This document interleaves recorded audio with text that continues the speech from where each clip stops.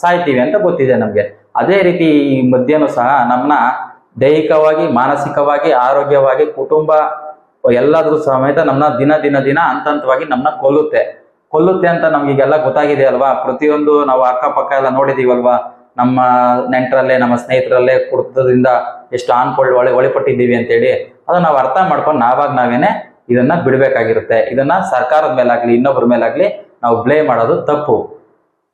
ಸ್ನೇಹಿತರೆ, ಇಷ್ಟೊಂದು ತೊಂದರೆ ಕೊಡುವ ಈ ಕುಡಿತದಿಂದ ನಾವು ಹೊರಬರೋದು ಹೇಗೆ ಅಂತಂದ್ರೆ, ಸಂಜೆ ನೀವು ಸೇರುವ ನಿಮ್ಮ ಕುಡುಕ ಸ್ನೇಹಿತರ ಸ್ನೇಹವನ್ನು ಕಟ್ ಮಾಡ್ಕೊಳ್ಳಿ.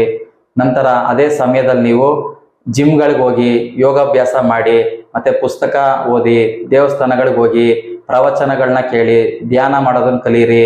ಹೀಗೆ ಮನೆಯಲ್ಲಿರುವಂತಹ ಕುಟುಂಬಸ್ಥರ ಜೊತೆ ಸಮಯ ಕಳೀರಿ, ಸಿನಿಮಾಗಳನ್ನ ನೋಡಿ, ಪ್ರವಾಸಿ ತಾಣಗಳಿಗೆ ಹೋಗಿ, ಹೀಗೆ ಬೇರೆ ಬೇರೆ ಚಟುವಟಿಕೆಗಳನ್ನ ನೀವು ತೊಡಗಿಸ್ಕೊಳ್ಳಿ. ನಂತರ